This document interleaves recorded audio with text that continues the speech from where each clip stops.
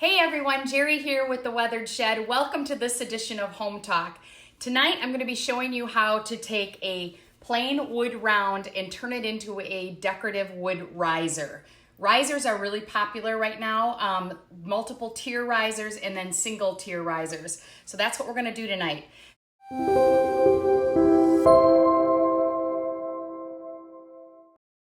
So I'm just gonna prep. This is a 12-inch wood round. You can pick these up at your local wood stores like Home Depot, Menards. So we're just gonna go ahead and we're gonna do a light sand with some fine grit sandpaper on it, just to smooth the surface a bit. Most of these are pretty smooth, but sometimes they have a little bit of rough edges to them. So you just wanna give them a little knock down with some fine grit, and then I'm just gonna wipe that off with my, and then the next step we're going to do is we are going to be adding some decorative clay molding around the edge of this board, just to bump it up a notch and make it not look so plain Jane. So I am choosing to use air dry clay. This is from Iron Orchid Designs, and a decorative mold. We're just gonna pick one of these molds on here. There's multiple mold designs in this particular set. This clay is a really nice consistency, and I have a ziploc baggie. It's best to store it in a ziploc baggie to keep it nice and pliable when you're not using it. So my suggestion is just take a chunk out, work it in your hands, like so. And then I'm going to use a little bit of, you can use cornstarch, a little bit of flour, just like in baking. These are silicone molds and they usually release pretty good, but I just don't want to take any chances of it sticking at all. So I'm just adding a little bit of flour. I'm actually using flour because I didn't have any cornstarch available. So either one works really well. And then, like I said, just work it into the mold here with your hands.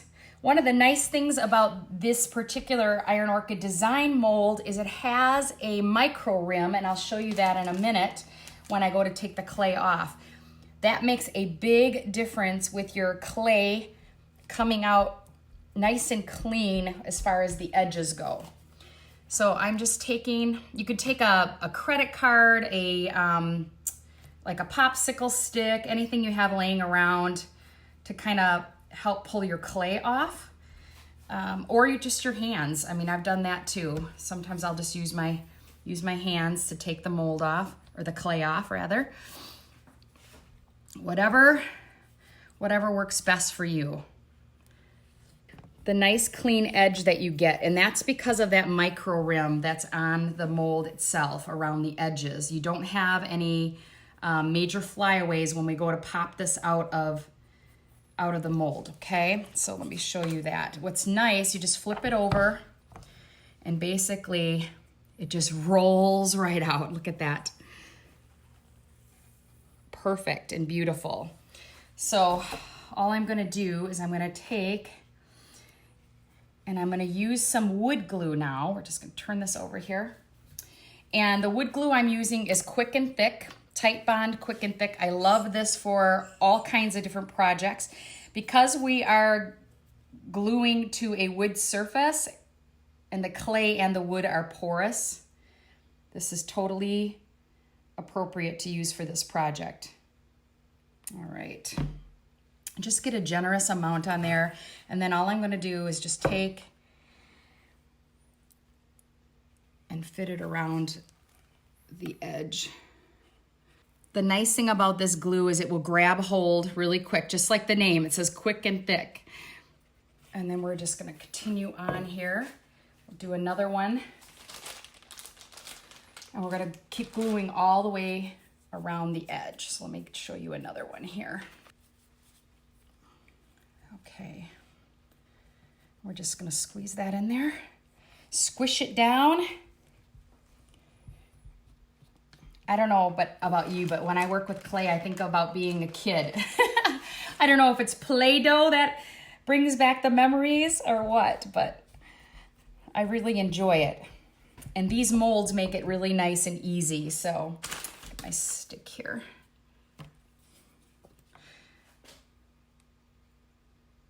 Just pull off that excess.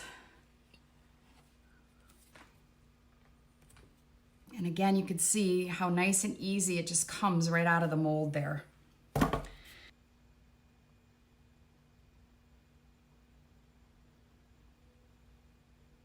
The other thing that's nice about this glue is it dries clear and it's paintable, which is what we're going to be doing once we get the mold completely around the outer edge of the round.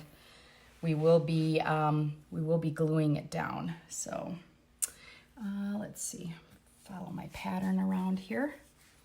So again, and we're just going to kind of marry these two. I'm just going to kind of smush them together a little bit with my hand to kind of cover up that gap.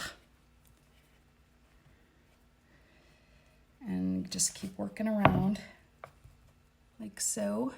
If it slides down, just slide it back into place and hold it for a couple minutes until it grabs a hold of the wood. So we'll continue around and let that dry overnight, and then we'll come back for the next step. Okay, it has been over 24 hours and you can see our clay is completely dry. One of the inherent qualities of the air dry clay is it will crack as it dries, which I love. If you don't like the cracks, you can just simply take some more clay and place it into those grooves with a little maybe water and a brush and fill in all the cracks if you don't like it. I love the look because I think it adds to aged, it just gives it character and detail. So our next step is we're going to get some paint on here. I'm just going to use some old blocks that I have. I call these my painter's blocks because I like to lift things up so that I can get around the edges. And I am choosing to use a paint called Fusion Mineral Paint in the color of Casement. So a tip that I have for you when painting is you want to make sure that you always scoop your paint out and put it in another container because you don't want to contaminate your paint that is in the jar. So you always want to scoop it out and put it into something else. Paper plate, a lot of times I'll use like a foam plate, not a paper plate, a foam plate, and just scoop some out onto there, or an old food container that I've washed out. And then I am using a chippy brush. I like chippy brushes because they are light and feathery, so when doing things like the clay, they get into the cracks and crevices really easy because the bristles are not super dense, okay?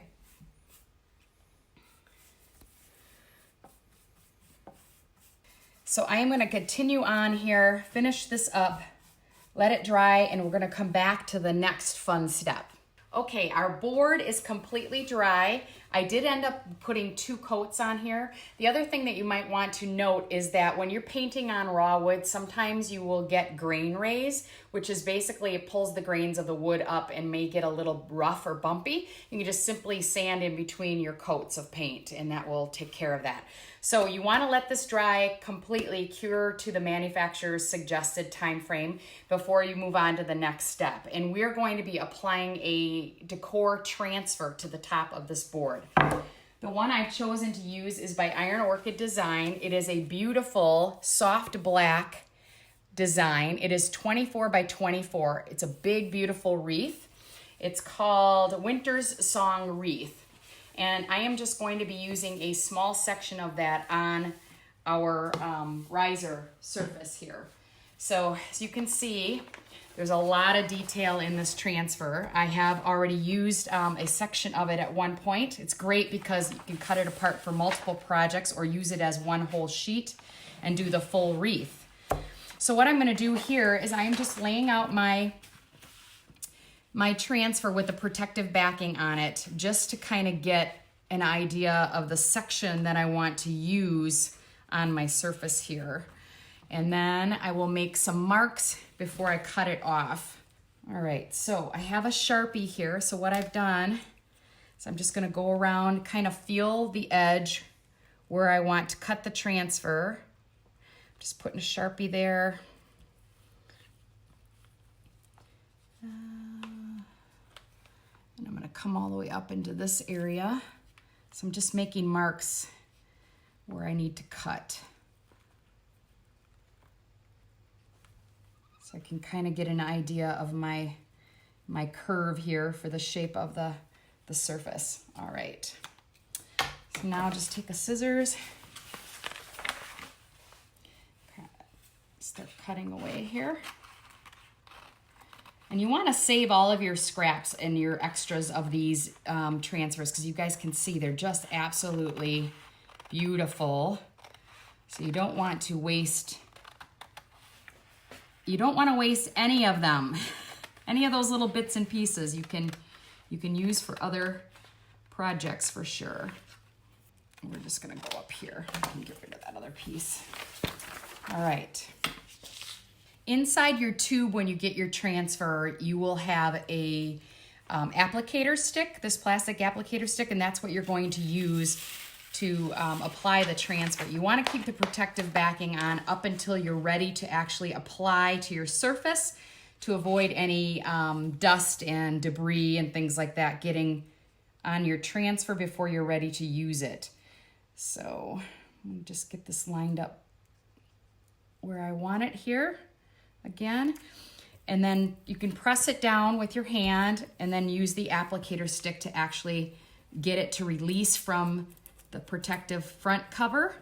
And you'll see that your design will start looking muted, and that means that it's come off of the sheet that it's on.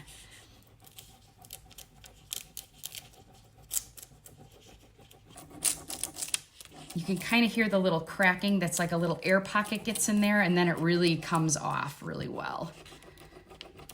So you can see there, look at how beautiful. And this is a paintable decor transfer. So that is what we're going to be doing. We're going to be adding some color to this. All right, so we're nearing the end here, getting our last little section laid down.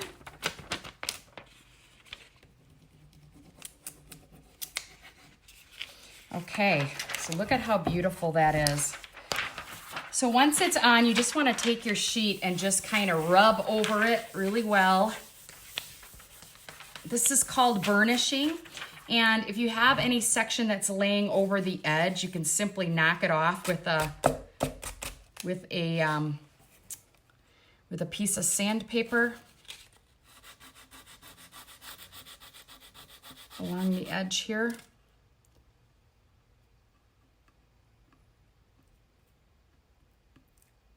And kind of pull off those pieces if you have a little bit of an overhang there.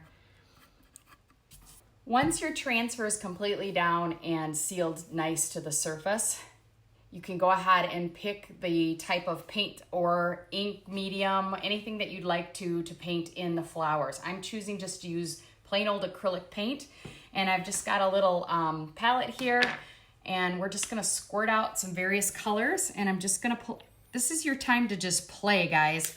You can play with all different kinds of colors, mixing and blending. This is not, for my project, I'm not gonna be super particular. We're just gonna have fun with color on here and fill in a few of the floral elements. And really, when I'm painting, I just kind of just go with the flow and kind of fill in whatever moves me. So I'm just using a big round brush.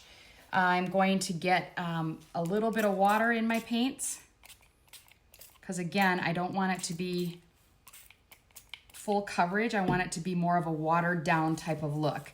So I'm gonna dip into my red and into my burgundy, kind of make a bit of a custom color here. Okay, and we're gonna use that on this flower right here. And like I said, I'm just gonna kind of free flow around the design. And you can see how the transfer just shows right through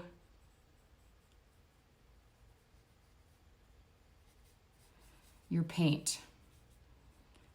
And I actually want a little tad of pink in here. Oops. So you guys can see while your paint is wet, you can still like meld in some other colors if you want to blend it in to get a softer look.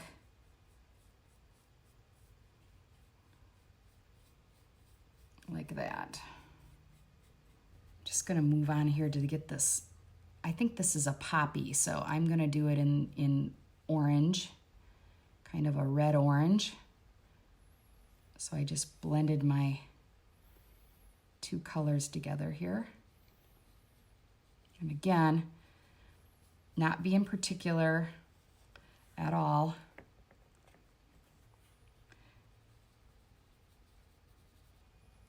It's actually adding even a little more texture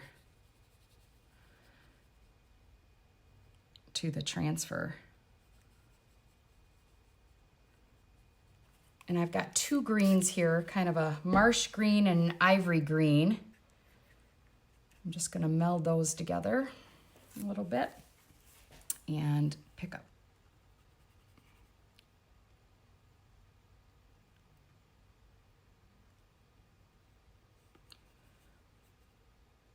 And again, with these decor transfers, you can use pretty much all different types of mediums, like India ink. There are paint markers you can use, various different paint markers. You could use chalk paint. You can use acrylic paints. Got a wide variety to choose from. And you just continue on until you get it to the way that you like it. Okay, my board is complete, and like I said, you can pretty much paint this however you choose. I chose to go back in with another layer, just adding almost like a dry brush squiggles on top to bring in some other accents. You can see up here in the corner, I have, I kind of really watered the paint down and then went ahead and added in a dark brush just to bring more texture. So again, you can choose however you want to finish the transfer. I left a few elements just black. So now what I'm going to do is feel like there's something that needs to be done with the negative space on this board. So we are going to go ahead and we're going to add a stamp to this area. I've chosen this beautiful dragonfly. It's part of one of the Iron Orchid Design decor stamps. And I have some gray paint laid out here. And I'm just gonna take my brayer. This is a nice rubber brayer, also by Iron Orchid Design, but I love it because you get a nice thin layer of whatever medium that you're using.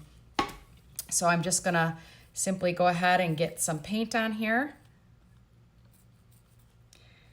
Make sure he's nice and covered. And then we are just gonna stamp him right up here in this corner. I'm just using a gray because I don't want him to be the center of attention, but I just feel there needs to be an element of something up here in the corner. Look at that. How awesome is he?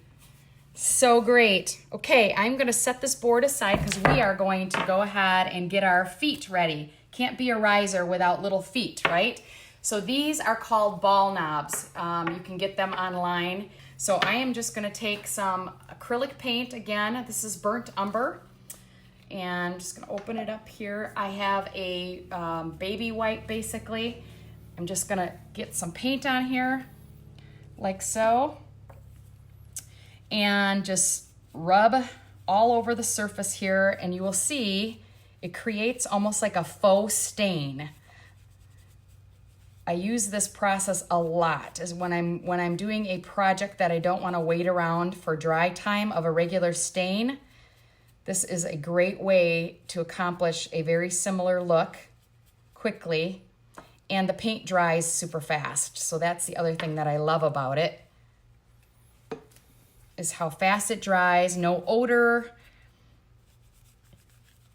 and you really get nice coverage. Okay, we're gonna let those dry and then we'll glue them on. Our knobs are dry, our ball knobs that we're using for our feet on our riser. So we've gone ahead and just kind of measured the distance in between each knob to space them out accordingly. So they're about 9 inches apart approximately. And I went ahead and put marks underneath each where I'm going to be gluing them down. I'm using Tite Bond, quick and thick. This is an awesome glue for all types of projects that you may have. It is fast and it grabs really quickly. So I'm just going to get some on here and go ahead and place our knob down. Like I said, it won't take long for it to grab. Put it on the knob itself or on the surface, either way.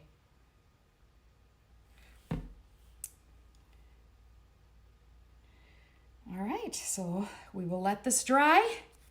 Okay, our feet are secure and our project is almost complete. The final step that you'll want to do is add a matte finish top coat sealer that is water-based, because you do not want to use heavy toxins with the transfers. So whatever's appropriate for the type of paint that you use typically is appropriate to use as a sealer.